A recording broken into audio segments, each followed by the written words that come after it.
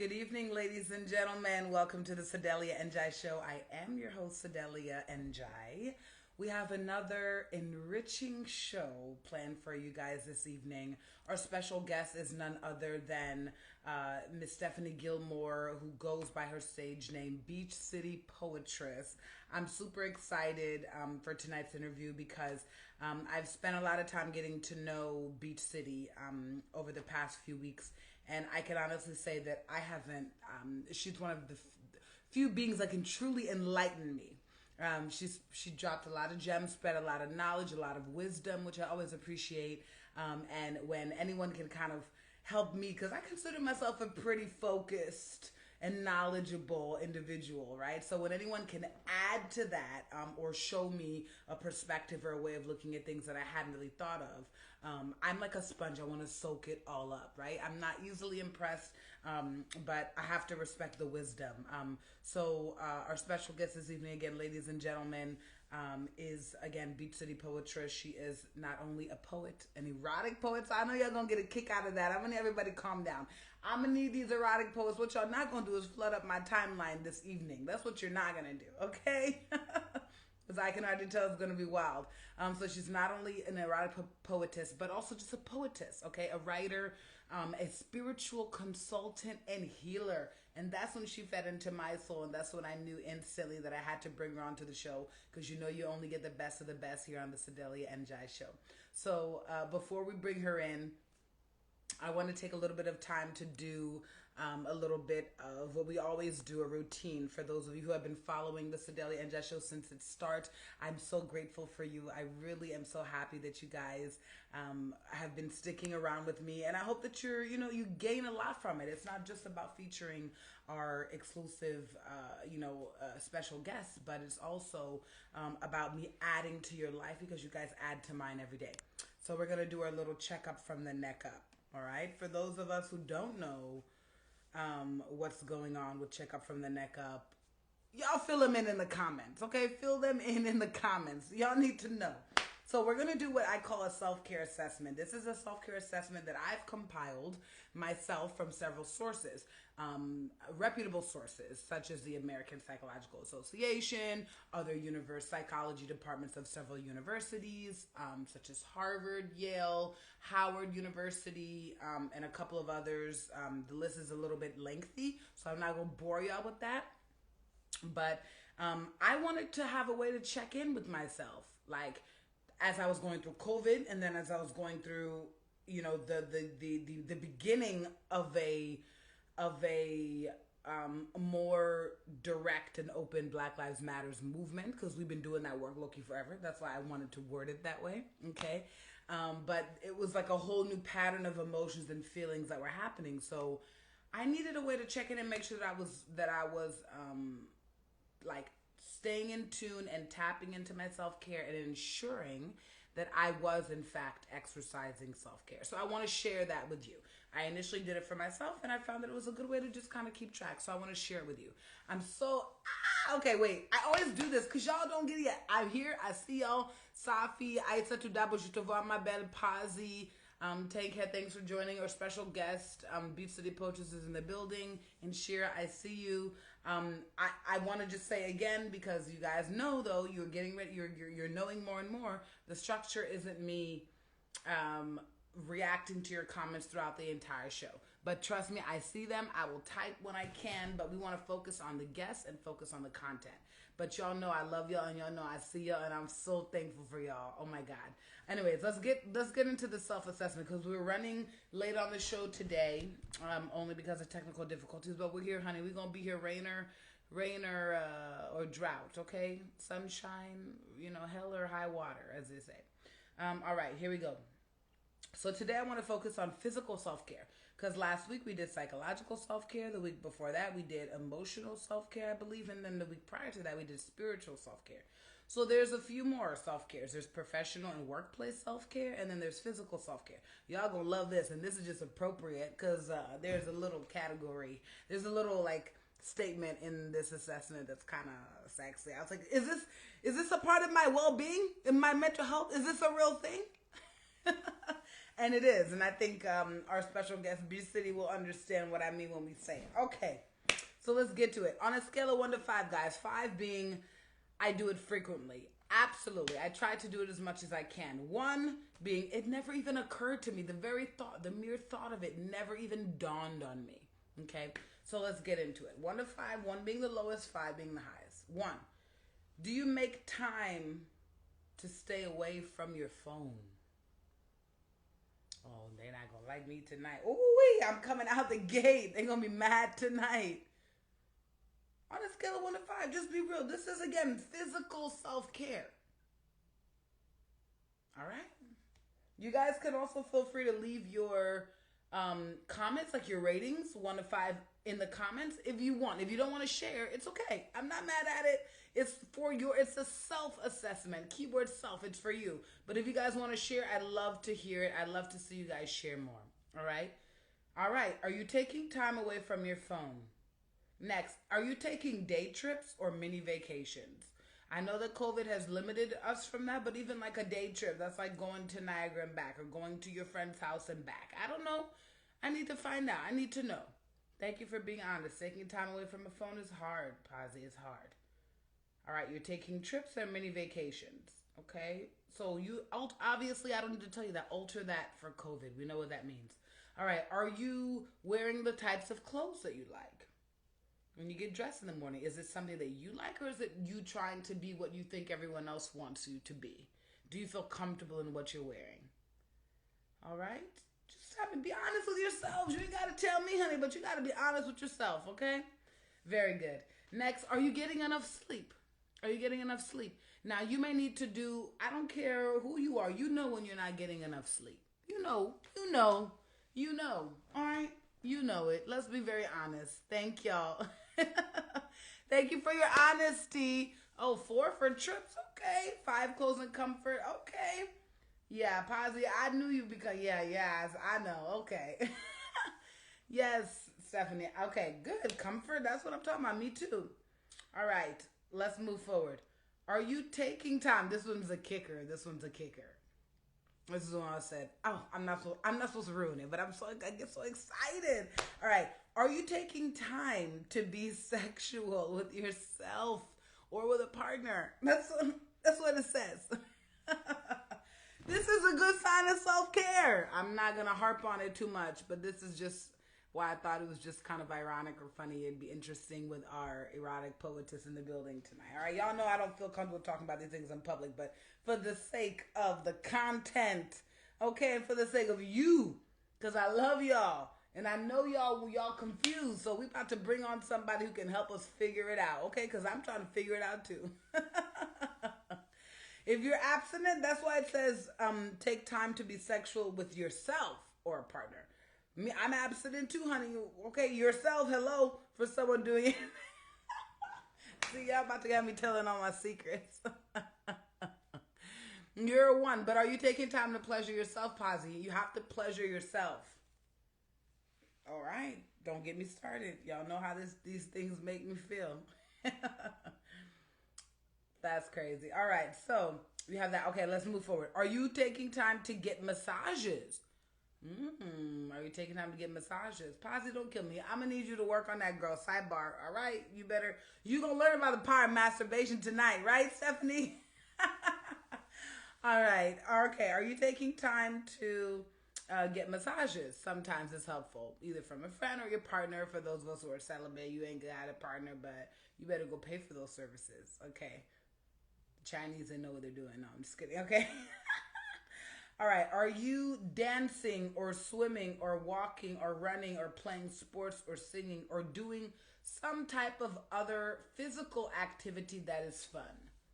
You heard how they said singing, right? Yes, singing can be considered as any activity that you're doing that is exercising a particular muscle or part of your body is good self-care.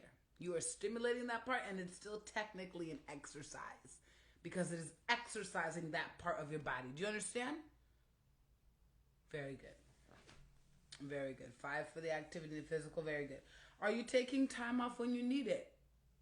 Are you taking time off when you need it? What are the signs of you knowing that you need a time out or a time off? I don't know. For me, this goes back to the correlation of the comment of the statement earlier that said, "Are you sleeping enough?" If I'm not sleeping enough and I'm having difficulty, that's a good sign to me that I need to, kind of reevaluate some things and take some time off. Or when you feel stressed or overwhelmed. Or for me, a good indicator is when everyone irritates me, when I'm easily irritable, because I'm not.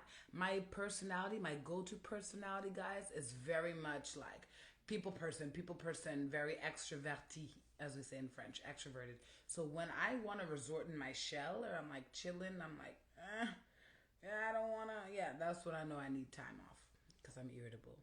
Very good. All right, here we go. Are you eating healthy?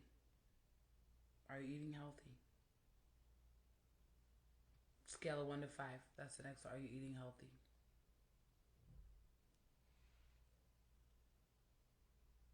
And that can look for different things like you guys. Like for me, we all have different metabolism levels. But again, just things to think about. Like, evaluating what foods make you feel more lazy or more energetic. Thinking about how many calories you should be taking in if your goal is to lose weight or to build muscle, whatever. You know what that vision looks like. But what kind of time are you dedicating to that? Right? How are you dedicating to being healthy and to eating healthy? Are you eating regularly? That's another one. That's a whole separate category. Not only are you eating healthy, but are you eating regularly? This is important. Breakfast, lunch, and dinner. These three meals were created for a reason. Okay, there are other things that work. I know that this trend is going on a lot with this intermittent fasting thing. It can be very healthy and it can be very useful, and I just hope that that's coming from the place where it should be coming from. That's all I have to say about that. I hope it's because as a Muslim, we fast for spirituality, not for vanity. The human body isn't built to for deprivation or to starve it. You have all your goals and you know what you need to do to get to what you need to get to. I get that. So we're not going to get too much into detail about that, okay? But just some things to think about. The intention is important. The intention is so important. Okay, we're going to move on. I think we're pretty much done.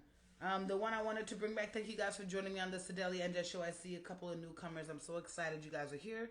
We're going to move up. I hope that you guys were honest with yourselves and that you enjoyed the checkup from the neck up. It's something that we do here every time on the Sedelia and Jess show, just to check in with ourselves and see how we're feeling. We are about to bring in our special guest. I'm so excited. She's here in the building. Again, before we do that, this episode is sponsored to you by Tandem Media. Tandem Media is a studio space here in Toronto. Unfortunately, I'm sorry for my peeps that are not in Canada, but don't worry. As soon as COVID's over, we're going to get y'all here, and y'all going to know all about Tandem Media. It's an incredible studio space. You guys already know the deal. You can follow them. You also have their link, and if you... I have a special code that I need to give to you guys actually because if you sign up either for their premium membership or your first time booking for a studio space, we even have an in-house photographer there. So if you guys are interested in that, then all you need to do, you'll get 30% off your first booking with the passcode Essential. The passcode Essential. That is my personal passcode. I'm giving y'all that. A gift. It's a whole gift, okay? It's a whole gift. So I hope that you guys can love and appreciate that. Without further ado, let's bring in our special guest. I need some virtual claps here for a special guest, Miss Beach City Poetry. Yes. Oh no, she came out. All right, let's see. All right, ladies and gentlemen, we're gonna have to bring her back in. We're gonna wait a while. She was here a second ago.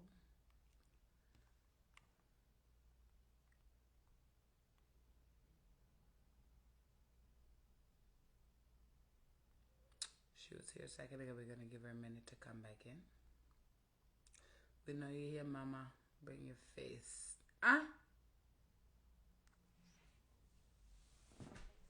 While I wait for her to come back, let's give you guys a little bit of a tidbit about what she does. Let me know if you guys, can you hear the sound? Can you guys hear the sound? Let me know if you can hear the sound or not.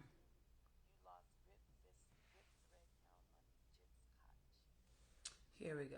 We have her in the building. Let me know if you guys can hear the sound or not while we wait for her. Ah, perfect.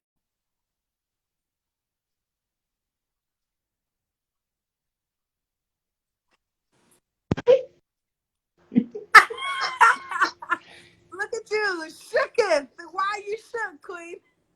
So Instagram had kicked me out. I had to restart my phone. It was like tripping real quick. So What I happened? made Hold it. on, look. I'm like, what happened as I'm checking my I bun? I'm know. like, Look at her bun, y'all. Oh my goodness. I'm I loving the worked a hair. lot on this, okay? This is black girl Mm, magic right here. it's gorgeous. I love it so I'm much. so sorry. So Instagram did what? Don't make me come fight them. You know, sisters, we be mad real quick. We gotta stick together. We be They mad for they each they other, knew I was right? coming on. Can you hear me okay? Because I Yeah, got I my can hear you headphones on. Okay. perfect. I can hear So you yeah, perfect. they knew we were gonna start doing this conversation. So they have They to got know. Like, upset. They said, "Oh no, these two beautiful ladies will not take over our life." that's what we do. It's the black girl magic Yes, I'm takeover. here for it. How are you doing, sis? I'm loving this, like the hair and the fun beaded Oh, decor you have going on here in the front, honey. You're thank giving me you. life. I Did you appreciate. get cute for us? Did you You get give. cute for me I or got cute for for them? you. I'm Yes, huh? this is all for you. I Oh, hope so, honey. You know I'm the jealous type. oh. Are you a Leo? I'm not. I'm a Gemini. Oh, Crazy. Gemini. Yes. So I'm feeling amazing. How you feeling? Yeah, I'm doing really good. You know, this should. I'm really excited about Tuesdays are my favorite days, obviously, Yes. because who doesn't want to be on a talk show? Because Hey, it's you. It's your talk show. Forget everybody else. I had my best time. I'm living my best life, sis. I I'm love living my that. best life. That's beautiful. And Hmm. I'm so grateful for you for joining us this evening on the Sedelia and Jai show again. I told them, I said, you know, when we spoke, one of the wisest people I know, you had a lot Oh to my God. say I about love you. areas of my life that I didn't necessarily, you know, it's always like that though, right? You don't always think that you need to work on this area of your life or you don't give it much thought Right. just because of priority. And then you encounter someone that kind of wakes that part of you that wakes it up and you're like, oh, okay, you need to delve more into you becoming a whole being and an entire being. You need to delve more into that specific area to accomplish this wholeness, right? Right. So we're always doing work on the different parts of our area, but I, you know, as we move into this, I think I know everyone knows you as a poetess, but they don't know maybe that you're the people who know you, but you know, like me, you know, you're an exclusive. But they don't know you're also a spiritual healer and consultant. It could you can feel that from your energy for sure, but it's you know, you're most known for your poetry. Right. So it's I when I found out that you know were a consultant and a healer spiritually, I think that that was so apropos for the moment. So I really want to know like what brings you to that path where you decide to do that as a life work. I think that we all do it, you know, like in the people that are immediately in our lives. We're artists, so let's be honest, Right. you know, we're Right. spiritual beings, like that's like hands down, right? Definitely. That's a part. You can't be an artist and not be a spiritual being. I'm sorry, I said it. She not sorry. But I just want to know what made you specifically call that a purpose because I'm doing it so much in with that work within me. Honey, I'm exhausted. I can't coach others on how to be an amazing human Mm, being. I'm exhausted. yeah. So that's a really good question. So I call it guidance. I'm not a healer. I feel like everyone is their healer. I just guide you to rekindling that relationship with the healer that's in you. And most people that have this as a gift, as people want to call it, they'll tell you that you don't choose it, it chooses you. You try to go all the way around it, upside, up, over it, above it. You dig a trench to try to get away, and it just keeps following you. You try to do the normal thing, quote unquote, and it just calls you. And if you think about those cultures that have shamans and they have, those medicine workers, right? It Yeah. is a calling, right? And Yes. so I had to answer the call very young, by just, Do you remember how old you were? Do you remember? I don't ever remember not being this way, but I know I was Mm. pushed into really beginning my journey working on myself when I was 18. And it was a point that I realized everything they taught me was a lie, and I was going to have to relearn everything. And I was on the bathroom floor, bawling my eyes out, mourning myself, right? Because everything they did to me killed that person that I was trying to be. I was basically trying to live in a shell. And that's when my journey began of reawakening or rebirthing. I really love that because I don't know. I just, I get so intense because I feel like that's so synchronous to what I'm going through, and anyone can perhaps attest to that. This portion of you talking about rebirth. That's always what they're saying. That's always what is said historically or in psychology, like books, even in psychology, you name it. That like in order to like transition from one state of being to another, Right, there needs to be a rebirth, which needs to happen with death, not like a physical death per se, right. but a death of that spirit in order to transcend. Um, and I'm specifically thinking about that more because we'll get down to that in our interview later on throughout the show. But just keep in mind, guys, a little bit that this is going to come back. I'm reading an interesting book as of late. I really want you, sis, to check it out too. Hmm. I'd love for you to read this. I'll send you the name, Stephanie, because it's really incredible. Okay. It's a king, warrior, magician, lover, and rediscovering the archetypes of the mature masculine. This is our answer. We're not gonna call it a Bible, but this whole disparity between male and female communications, I think, and this is applicable even to women. It's not just about like trying to understand men. We're tired of doing that. That's not what is important. Right. It's about understanding each other as human beings so that we can better relate and better continue to, procreate or continue our lives in whatever way you find it most meaningful. But a lot of what you say reminds me of that book. So I will come back to that. Okay. We'll Okay. definitely come. Hold on, wait. Did I see some? Let me see those nails again. Ah! I'm like a kid. I'm like, dang, I'm so I easily I did my nails distracted. for Like you. she won't just flash. I'm trying to talk deep, and you'll be flashing nails, girl. I I can't did my focus. nails for you. Because I just got off my live. I didn't even have my nails done, and I had a different dress on. So I did my nails for you. Pink is my color, and I I see we're can't matching focus. tonight. Pink So is nice, honey. mhm, Pink is nice. Hi, I B love Nat. that It's nice to color. see you. So in your consultancy, though, I want to know you explained to me that you have this method that I thought was pretty brilliant called the SMART goal, and it's kind of the way you explain it. I want you to explain it to our viewers and tell us exactly how this method works. Because I know it's like follows a lot of like the athletic training method. So I think we want to know a little bit more about that. Right. So I'm a personal trainer. I went to school for personal training for 2 years. Okay. And in personal training, we learn specific, we learn measured, we learn able to action oriented, timed, and what's up, coach? And I missed one. SM. So it's SMART goals. And when I started doing guiding people to their healing, I noticed that when you have everyone has an awakening. Everyone has awakening moments through their whole life, several of them. If you think you only having one, just know you're gonna have a lot of them because you keep getting layers and layers of stuff off, right? So I created SMART goals to help people when they come to me to know what path to take.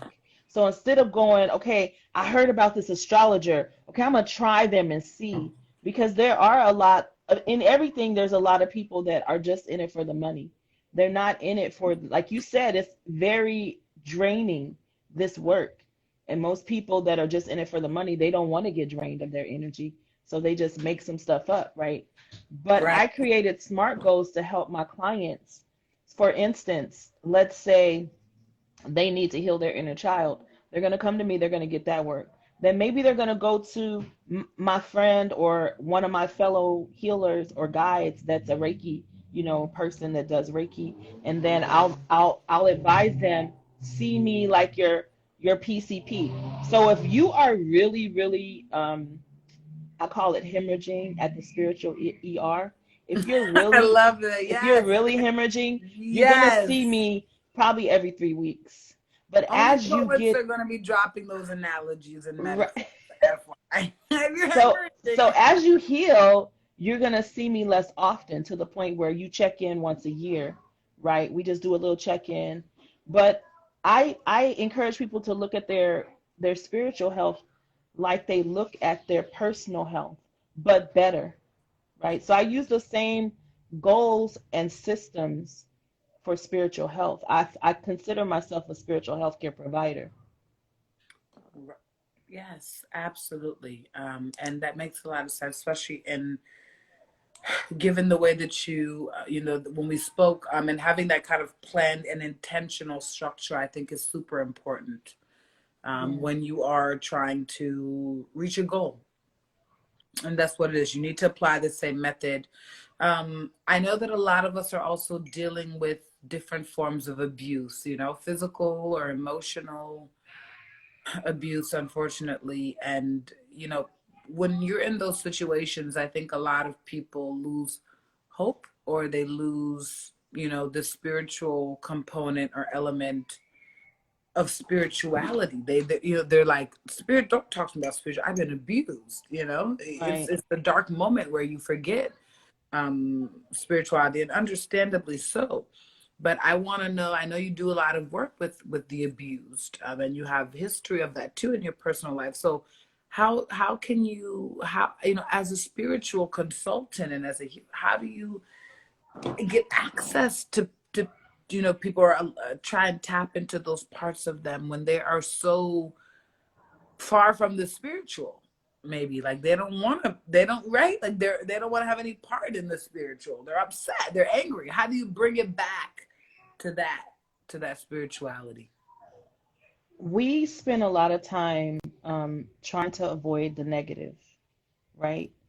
And at the same time, we look forward to the negative. So when something bad happens, we're like, I knew that was going to happen. And when something good happens, we're like, I can't believe that happened. We are conditioned, right? And that's all abuse. And so it's a very delicate process to bring us back to this point in our childhood or whenever the abuse happened and make us turn and face it, right? And really accept, because what happens is when you're abused, there's a lot of self blame that goes on. We're Right. afraid to blame those people that were responsible for taking care of us because we're taught to honor them, you know? And we're taught in honoring them, we don't honor ourselves. So I do what's called Thank Heavens for Little Boys and Little Girls. It's a inner child work. And I tell people it's just like, Sedelia, I came over your house and I left my backpack full of my crap on your couch. And I left for 20 years. And you've been looking for me just to give me my stuff. So Mm. abuse is, especially if it's child abuse or childhood abuse, any abuse is somebody putting their stuff in a backpack and strapping it to your back, right? They want you to carry their Ooh. crap, right? That they Ooh. never healed over their lifetime. And Ooh. so it's okay to say this was yours. It wasn't mine to begin with, and I'm going to give it back to you. And it's not a disrespect. It's out of love for myself and love for you. Like, deal with this stuff in this bag. Don't keep passing it off, right? Deal with your own stuff. And so I really try to get my clients to that point. And then I try them to I get them to the point where they're really careful, making the decision to heal. Because once you heal, you're responsible for not being your next abuser. Yes, That's you what keeps can't go people back, which goes that's also what keeps back. people from stopping the heal. I love that. And I also love how you said, that kind of ties into what you said earlier about like you're calling even into this path that, when you're called upon, you can't run. Ain't no distractions, but you want to. You're like, no, can I just lead a normal life? I feel like that's really an incredible point because I think it can be applied to everyone who's trying to find their destiny, even. Like when you Hmm. said that, you were speaking about that in that specific circumstance. But for me, that was how I was able to figure out what my place was in the world. The abuse.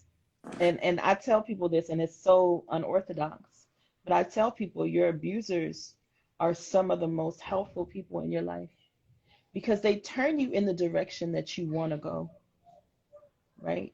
They keep you from going in the direction that is them, and they turn you in that direction, and they awaken parts of you that might lie dormant. So any adversity that you're experiencing, and trust me, I've been through so much abuse. It doesn't make it right. It doesn't make it okay. It doesn't, it's No, not but to it's say perhaps the point of it, right? This perhaps the exactly. point of it. This old time tell battle of good and evil. It's necessary. It's sometimes it's necessary. If we are so busy protecting our children from adversity, candy coating their lives with sugar and gumdrops and trying to make everything look beautiful and not teaching them that change is the only thing there is that's always the same, then adversity comes in, the universe comes in to push you over that cliff. And when you're young, it's little pushes. But as you grow older and you don't listen to the divine calling you, it gets bigger. And so we embrace that which hurts us so that it can show us where we don't want to go. So my abusers were some of the people. Now, listen, I'm not around them anymore, and I won't go around them anymore. I'm smart. However, I have gratitude for who I am because without what I went through, I wouldn't be who I am today. Right. No, that makes incredible sense. And I know a lot of people are just like when you're dealing with trauma, you can't really see past that until you get over it. But I think you believe that there is actually, like we've spoken about even just now, like a positivity about trauma and about those experiences. So I know that helped you personally in your life. So I guess I want to ask, how did trauma, more specifically for our audience members, help you tap into your other gifts? Because when you're in that dark, deep place, you're not like you said. Of course, when you come out of it, you're going to be good, but you can't think that far. And to think about forgiveness, oh my God, you'd rather burn the whole house down. And that's what happens. You go into anger, right? And you envelop every one of the traits of that person that abused you. You envelop it into yourself because there's no there's no one there to show you a different way. You actually have to become your own leader, right? And so what happens is this Deadpool moment. Deadpool is a movie where he went through a lot of stuff to heal his cancer, and they Right. promised him super strength, and they basically had to kill him to bring him to his power. And so what happens to us is we start awakening through those deaths, through those transformative moments, and they are deep transformations. They are powerful transformations. And if you survive, oh my goodness, you are about to have the reawakening of your life. And that's the part, it's like a juxtaposition, right? People don't want to find a forgiveness space. They're hurt, they're in shock, but there's a very humongous gift in forgiving, and it's not for the person that you're forgiving. The gift is for you. So not only is it important to have that forgiveness, but how does that forgiveness and trauma help you tap into your other gifts? If I forgive you, for example, and I kind of come to terms with what's happening, or even that journey, is it what you said? Like you're able to tap into that higher strength because you can go through the worst of it, or You give them back their, so when you forgive the person or people that cause you trauma, you give them back their crap, which means you take your power back. So Okay, now you're that's how up. it helps you tap into a higher strength, Yes, the strength is yours. The right? higher strength is already yours, but Yeah. it gets blocked by those who condition you not to see it. They don't teach it to you from the beginning, right? And they condition you not to see that you have all of this power. It's not just something that comes upon you, it's something that's lying dormant inside of you. And the more you close off into yourself and Yeah. kind of shrink down, the less you can see it. You envelop it with the pain. So when you give that pain a really good massaging and you look at it and you walk through that fire of your life and really pay attention to the lessons that were there, it opens you up from that enveloping, from that closed offness, and it allows the lotus, right? It's the opening of the lotus. Yes. Once you start seeking that which isn't the pain, the anger, right? That starts leading you to the next piece. It's almost like little breadcrumbs, right? And that awakens. That's why there's Reiki or astrology or people that read cards. Everybody has their own little gift, right? Even you, your gift of bringing people to your table and bringing this part out of them, right? That comes from you being able to have a confidence within yourself. And if you're being mushed down or abused, you may not find that. But once you come out Absolutely. of it, it opens up. So this what you're doing is also that gift. You know what I'm Yeah, you saying? break the dependency of others, essentially, right? Definitely. See what I tell y'all, sis have the wisdom. I get it. It makes so much sense. It makes incredible sense. And as a natural healer, I think people always want to confuse that with like having concrete examples of what that looks like. So I want to know, what have you found to be the most effective natural healing methods or treatments? Everyone is different. Everyone is different. I have consultations with my clients, and as they talk about, medical issues that doctors can't heal. They talk about their feelings or what's bothering them. I intuitively am given what they need, right? And it it all stems from either you got to start with that inner child and do that work. That's We've probably done one a of the lot of that on the show, honey. We had an inner child specialist. We even had a social worker. We've done a lot of inner child work. yeah, that part is to me the place to start. If you've Yes. had trauma or and it doesn't Sedalia, it doesn't have to be trauma like physical abuse or Right. it could be something like I had a client who her aunt had a heart attack when she was 5 and fell down the stairs and died. And I had another person I knew that his aunt died in a house fire when he was 5. And what happens is the parents don't think to get them counseling or to talk Right. to Because they them. think it's just like an everyday event or something Right. small.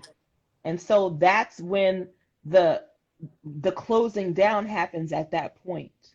Yes. And then their whole life changes.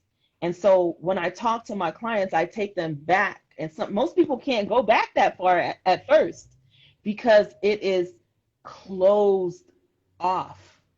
It's blocked. The pain is blocked. But once I start talking to them, eventually through the consultation, they go, oh, now I remember there was this time, right?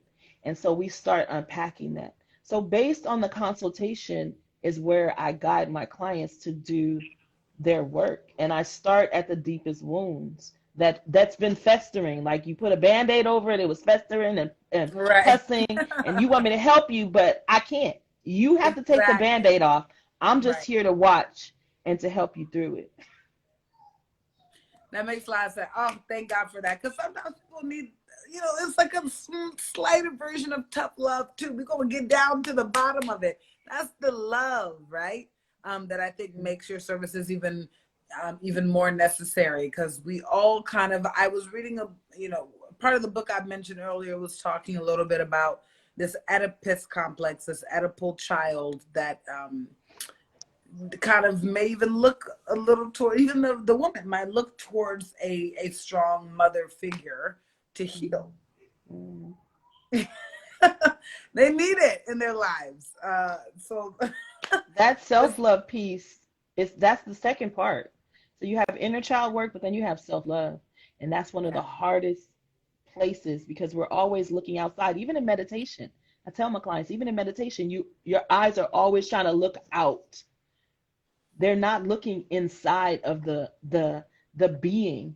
that's right. Even They with your are not. eyes closed, you're They're looking searching. for other people and they place those expectations amongst others based on those psychological insecurities or ideologies, such as, again, this Oedipus complex, right? So, for every woman to feel this image that you have of your mother, not even your mother might have even been great, but you have this image and this goddess like perception of woman, and it's affecting everything. Right. And especially success. When we are taught to look at success, we're taught to line ourselves up next to our peers and judge our successes based on where our peers are at. However, Absolutely. if you line yourself up next to your 5-year-old self and your 15-year-old self and your 25-year-old self, then you'll think of yourself as a billionaire You'll because see you'll the see growth. where Yeah. you've come from. Right. You'll see the growth. That makes a lot of sense. And I know we're gonna just like take a bit of a quick turn and come back. I know a lot of people, like I said, know you for your poetry, and more specifically, a little bit about your erotic poetry. I think you could teach us a lot. Not only can we tap into our inner child, figure out what our other demons are, but what is a part of the self love, even this sexual self love. I think what I want to ask you is, for me, I'm a poet too, but I didn't have an easy, I can't really imagine myself doing erotic poetry. I really love it, but I need it to be tasteful. And I think that you write tastefully. Hmm. It reminds me of life. You're on your, I call it your Jill Scott vibes. Right. Because I love her. So how did you get into writing erotic poetry even? I met a person online who had a venue in LA and invited me. I wasn't even writing, I was writing, but not doing spoken word at the time. And I went to his venue and it was beautiful. It was like, purple tables with flower petals and candles and just a lot of fun and also some information and games and it was just fun. And I was inspired by the poets. They were so dope and they wrote poetry that was tasteful. I mean, some of them were vulgar, but the features were definitely very tasteful with their poetry, and they found a way to talk about sex without talking about sex. And That's what I'm saying. That's art to me. it was hard for me at first, but I wanted to get on that mic once I saw it. So it took me, I think, my third time at the venue, and it was a monthly venue. I was ready to get on the mic, and I messed it up. I fumbled. I brought a non-erotic poem to a poetry. You don't bring non-erotic poems to an erotic poetry night. So I Yeah, did it's that. You stressful, know, right? yeah, You're I did that. expecting something juicy. You're like, hold on, You wait a minute. bring the whole vibe down. But then I started playing with it, and then I realized what it is about those people that have a hard time with erotic poetry. We don't talk about sex, right? We do Mm. sex, So what do right? you think? But We not meet. just that, but why do you think it's so hard for like for example, take a me, like analyze me, okay? You have the right, like why do you think there's so many people who are uncomfortable, like you said, talking about sex publicly. Even poets, great poets, they can't even tap into that. They're like, oh, stressful. But listen, this is what we do as people, right? We meet people, we like them, we go out with them, have our, you know, however many dates we feel is acceptable, and then we decide we're gonna take our clothes off and get naked with that person. We haven't even had the conversation on what we like. And one thing about erotic poetry and sensual poetry, it hits those same nerves that sex does in the mental. So that's why it's uncomfortable. If you're uncomfortable about talking about sex in your day-to-day life, and not even because you want to have sex, but just as a thing of saying, you know what, I don't like when this, I don't, and it's just like you're having a conversation about it that's you've learned to grow comfort with. We're not comfortable with it because we're not doing it, right? So you won't be able to pull from your art. Like that's like saying you want to talk about something you don't do, like murder, or you know what I'm saying? If you're not comfortable with it, you're not going to talk about it. And so Right. we act like we're comfortable with sex when we get together, but we really aren't if we can't just have a conversation about sex. And what happens is you see it in your life, and it's nothing wrong with being celibate, right?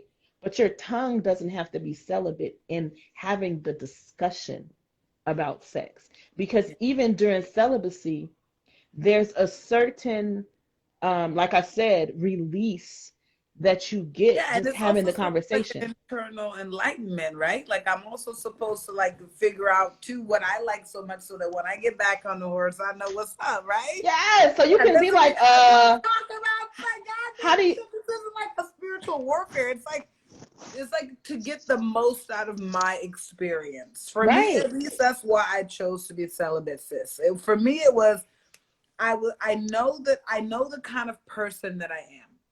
right. So I know that I'm a person who is easily attached to others, Hmm. especially if there's sex involved. So how can I?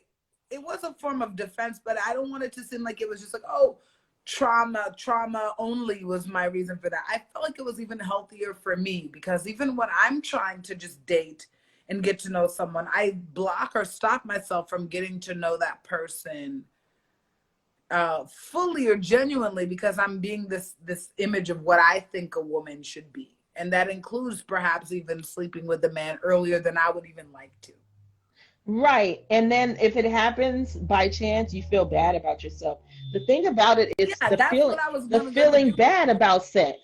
If Yeah, we talked it about betrays sex, shameful behavior, and I'm not right. ashamed of anything I do. So And it's not because you're ashamed, it's because you haven't been taught that it's okay to talk about it. And you don't have to say vulgar words. Just talk about just be free in your mental to be able to have a conversation about it so that it's not, and we were talking about this on one of the Zoom meetings, so that it's not a elephant in the room. It's always an elephant in the room. Even if you meet someone who's okay with the celibacy and you're celibate and you guys are okay with that, you're beautiful. Oh my God. Your lips, you are, beauty walking. We are soft. We are melanated. It doesn't matter. They're working hard. oh, don't make me They're blush. working Hold on. hard, right, to make sure they don't cross that line with you. But you can, and so now you're repressing. And you doing the same thing because he's fine. And every now and then he got a bulge, right? I'm sorry. Don't wear that dress. Don't wear them heels and think he's not going to react, right? And so then you're reacting. He got the muscles. He's glistening. All this stuff is happening. But you're repressing, repressing, repressing. And what people do is they're celibate or they'll be non-monogamous, right? Because we're not taught about relating. Sex is part of relating, right? It's just part of relating with each other. And if you could have the talk to yourself about what you like, because we will pleasure ourselves, but we won't talk about what we like to ourselves. Mm-hmm. Not even having a comfort and that's part of self-love. Sex is definitely love. It's very magical and it deals with all the senses. So what happens is people start repressing their senses, and then when they go to have it, there's a beating it up. Now, I ain't had it in so long, I'm gonna beat it up. I can't wait to get it up. And it's not about beating it up, it's about trying to reach and hit those nerve centers and feel again, right? Because we're not feeling when we're not talking about it, and we're like stuffing it. So I do suggest people talk about it. I do teach tantra, not in the way you see tantra. Like even saying So tantra, tell us everybody's a like, little oh bit my about that. God. I know you did mention when we spoke that you were teaching tantra. What is tantra? Because I have always heard of it as tantric sex, and it's perhaps exactly that. But I know you had a little bit of additions to it. So, what is tantra, To Stefanie? me, to me, tantra is not about sex. It's about the senses, right? It's not about sex. It's about the senses. It's about smell, taste, touch, sight. It's like the pheromones to a man or a woman. You can get that whiff of that cologne and be like, oh my God, right? It's the look, right? How he looks or how your environment looks. You could have a sexy home, right? It's the touch. Even how your dress touches your skin might make you feel like, ooh, I feel really sexy in this dress, right? So Hmm. Tantra is about awakening or reconnecting to the senses, and bringing all the senses into the bedroom is the last step of Tantra. The first step is to reconnect with your senses, because we are disconnected from our senses. It's part of not talking about sex, because that's one of the most, fully connection to your senses you're going to get. But most people only get there through orgasm. You're not Right. even there until the end. Right. And then it's over. Okay. So Yeah. when I teach Tantra, and I'll give you an example. I had a guy friend that, we were intimate, and I stopped being intimate with him. And I said, we haven't even had to talk, about sex. And he was like, what? I've never had to talk about sex before. I said, I know. And he was like, You said, I I said, know. I said, but you're not getting no more of this unless we talk about it. I don't know how you sex. You don't know how I sex. It's just bumping the uglies at this point. So he went off, and then he came back. He's like, okay, let's have to talk. Huffing and puffing. And we talked about how we sex. And I talked to him about Tantra. I talked to him about, having oranges by the bed, having music playing, incense, candles, um, his favorite color, right? So he told me his favorite color was black and white, not gray, black and white. So I wore this nice little black and white striped Sure. I dress. love not gray. You could have just said gray. Yeah, Okay, he could have said soften it. gray. It was Black and black white. and white.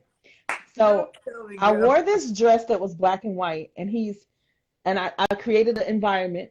I gave him one more chance. I created a tantric environment.